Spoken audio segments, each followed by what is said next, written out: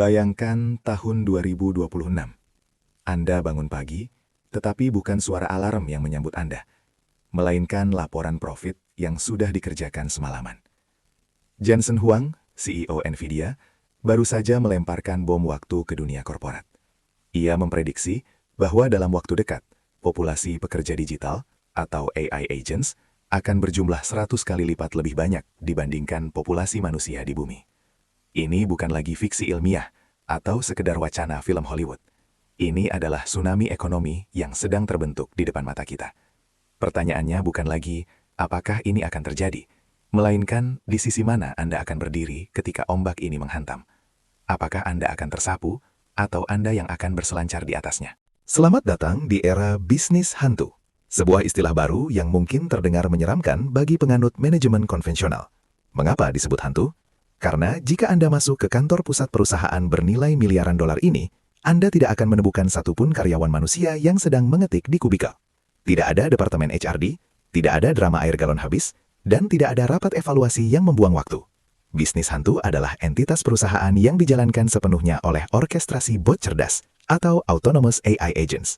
Struktur ini memungkinkan satu orang pendiri, mungkin Anda, untuk menjalankan operasional setingkat korporasi multinasional hanya dari ruang tamu rumah Anda. Selama 1 abad terakhir, kita diajarkan bahwa untuk membesarkan bisnis, kita harus membesarkan piramida manusia. Kita merekrut staf, lalu mengangkat manajer untuk mengawasi staf, lalu mengangkat direktur untuk mengawasi manajer. Struktur gemuk yang lambat dan mahal. Namun, di tahun 2026, model piramida ini runtuh total. Kita menyaksikan pergeseran tektonik dari hierarki manusia menuju jaringan agen otonom. Dalam model baru ini, tidak ada atasan dan bawahan dalam arti tradisional. Yang ada adalah satu arsitek visi, yaitu manusia, dan ribuan eksekutor digital yang tidak pernah menuntut kenaikan gaji, tidak pernah sakit, dan bekerja dengan presisi matematika selama 24 jam sehari tanpa henti. Jika Anda berpikir ini hanya tren sesaat, lihatlah apa yang dilakukan para raksasa. Microsoft tidak lagi hanya menjual software ketik-mengetik. Mereka merombak total ekosistem mereka dengan Copilot Studio, memungkinkan siapa saja membuat karyawan digital mereka sendiri. Nvidia bukan lagi sekadar penjual chip kartu grafis. Mereka kini memposisikan diri sebagai pabrik yang memproduksi otak bagi para robot pekerja ini. Mereka melakukan pivot strategi gila-gilaan karena mereka tahu satu hal.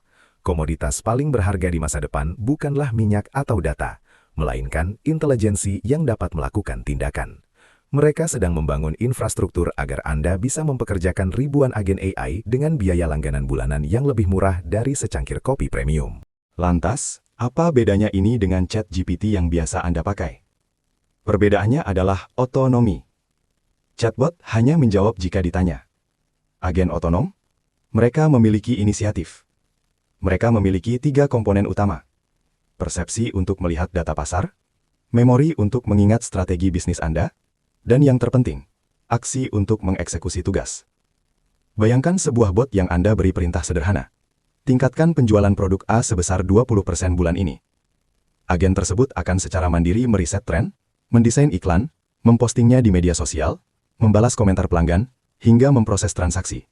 Tanpa Anda perlu menyentuh satu tombol pun setelah perintah pertama diberikan. Itu bukan lagi sekadar alat bantu.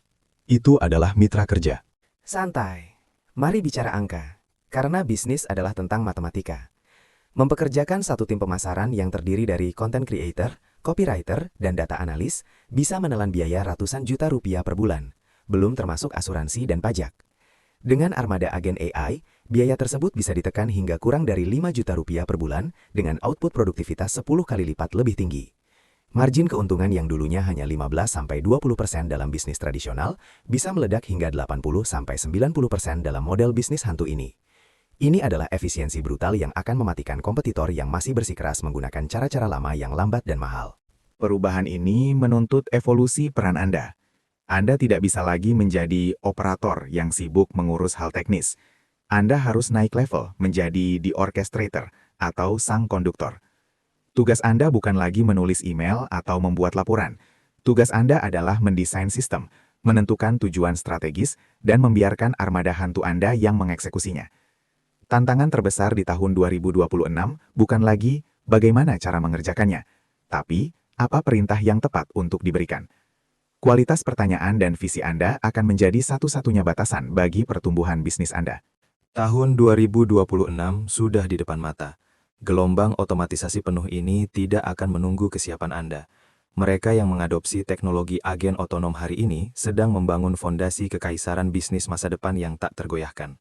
Sementara mereka yang menolak sedang menulis surat perpisahan untuk bisnis mereka sendiri. Pilihannya ada di tangan Anda sekarang. Apakah Anda akan tetap menjadi manajer yang lelah mengurusi manusia atau menjadi arsitek dari sebuah kekaisaran digital yang bekerja sendiri? Mulailah pelajari cara membangun pasukan hantu Anda sekarang sebelum kompetitor Anda yang melakukannya lebih dulu.